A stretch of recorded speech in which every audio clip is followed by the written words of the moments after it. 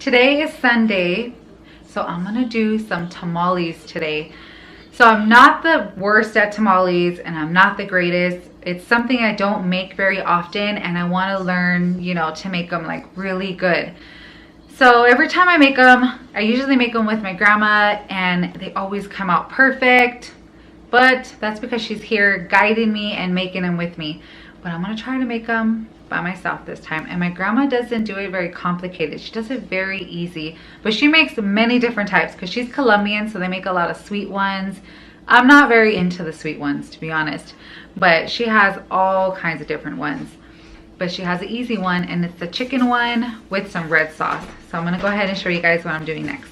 First thing I'm doing is I have some corn husk here. I put half of the bag that I got, and I'm soaking it in water so that it can get soft. So it's going to be in here for about an hour or so. The chilies that I'm using today, I'm using the California chili pods. So what I'm going to do is I'm going to clean them out. So I'm going to take this, you know, the stem off, and then I'm going to take all the seeds out first.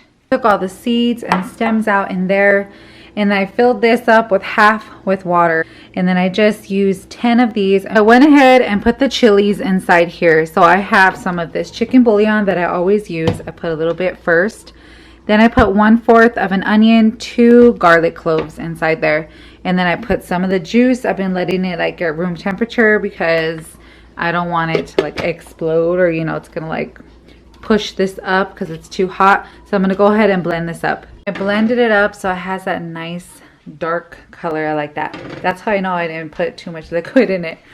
And then I have some more of the liquid that I was, you know, boiling the chilies with.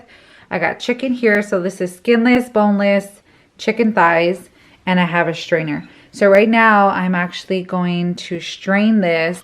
So what I do is I'm just gonna put a little bit at a time, and then I shake it, and I use this spatula to like push it through, because all those little like pieces from the chilies, it gets stuck down there in the mesh.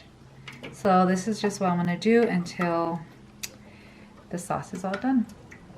So the sauce is all good now. I added some more of this chicken bouillon, and then the chicken's gonna flavor it a little bit more. And so I have the chicken inside the juice. I didn't add anything else. This is just the juice from boiling the chilies and then what I blended up. So I'm going to go ahead and let this boil. Here's the masa. I'm not making it. I'm doing it real easy. So I bought the store-bought masa. I reserved some of that sauce that the chicken was cooking in. So I'm going to put some in here because, you know, you got to make your masa flavorful. So I'm going to do that. And the chicken's already done, and I'm already been shredding it. I'm just letting it cook a little more so that some of the water could go down a little bit. Lily's helping me mix the tamale sauce into the masa. My setup, I have the corn husk here that I already like drained and I dried with a paper napkin. And then I have the masa, the chicken, and then this is where I'm gonna put them together. See, Brian's gonna help me. So we just put like 2 together, or if you get a big one, I love these ones because I don't have to put 2 together. And that's what I'm gonna do. A thin layer, not too thin and not too thick. Spread some of the masa. I put some of the chicken in the middle. I got like so much more left. Well, oh yeah, so then I'm just gonna fold it over. And then I'm gonna fold it like this. And then fold it up from the bottom like this. This olla is for tamales. So I just put water all the way up to the line that it gives you right here. And then now that it's boiling, I'm going to go ahead and put the tamales in there. So you're just going to stand them up like this. So I'm going to stand them up all the way around, cover it, check it in about an hour. So it's going to cook about an hour and a half. We open one and we all taste them, and they are so good and flavorful.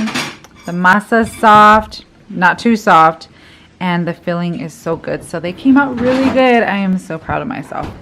They came out good. And Brian just mixed some like avocado salsa with some sour cream, and we're gonna eat it with that. And that's gonna be our Sunday dinner.